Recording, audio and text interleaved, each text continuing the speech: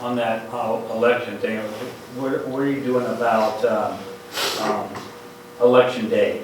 Counting votes by Thank you. hand of... Yeah. I have been trying since I got in the legislature, and really trying since I've been the chair of the elections committee, to repeal the 3-day grace period. There's a law in the state of Kansas that says for 3 days after the election is over, after election night is ended, we keep taking mail-in ballots. And it was well-intentioned, you know, the idea was, well, the mail might be slow, the person put their ballot in the mail on Friday and it got held up, let's give them a few extra days to bring it in. But there are some problems that have been revealed with that law. I think it was passed in 2017. There have been some problems revealed with that law since we passed it. The first one is a voter confidence issue in my mind.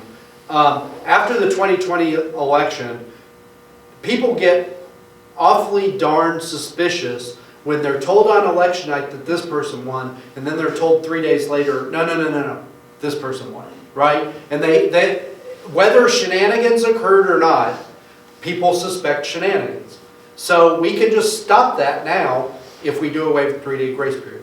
But the other data point that we haven't had all the other times I've tried to repeal this, that we have now, is because we continue to take ballots after election day, they have to be postmarked so that we know that they were put in the mail before election day.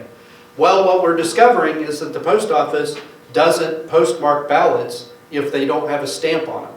A lot of counties, they have prepaid postage for their ballots, and so you just stick it in the mail, you don't have to put a stamp on it, and the post office, the postmark is to cancel the stamp. It's not for us to count elections, it's to cancel the stamp. If there's not a stamp on it, the post office isn't postmarking it. And so it shows up 2 days after the election, it doesn't have a postmark, so we don't know if it was voted before election day, so we're not counting it.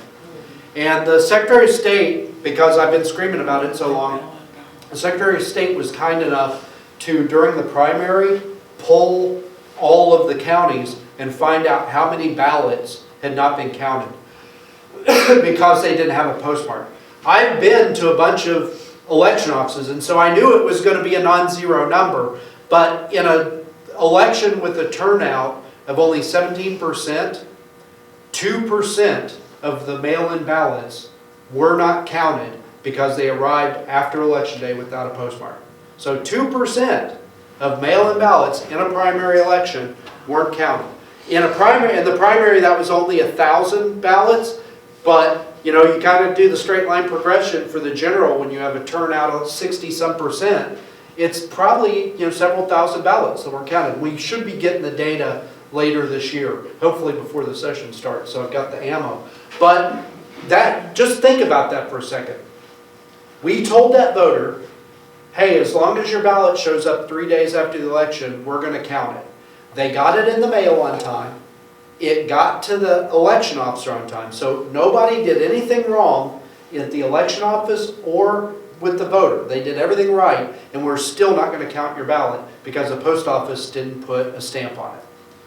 The solution from League of Women Voters and the solution from ACLU is, well, we need to fix the post office. Okay, yeah. Well, first of all, I don't work for the federal government. I work for you, and I can't fix the post office. But second of all, people have been trying to fix the post office since they established it, and it's still broke. So I don't think we're going to fix the post office, but we can fix this problem right now if we just repeal the 3-day grace period, make election day, and we stop taking ballots once the polls close. And then it doesn't matter if it's postmarked. The only way you could have voted it after election day is if you're sending the ballot back through a time machine. So it doesn't have to be postmarked. So that's another thing I'm going to try to get done this year now that I've got the ammo. It's been vetoed every time I sent it to the governor, and we haven't had the votes. But I think with this additional data, and then God bless my Republican colleagues. A lot of people that are with us on a lot of things, on most things, they voted against overriding the veto because they thought, well, rural voters, they need that extra time. Well, what we're finding is rural voters are most frequently disenfranchised because they've got the smallest post offices that don't have time to postmark extra ballots that don't need postmarked, because of a stamp. And so I think that we finally kind of got the ammo now to get that done. But thank you for bringing that up.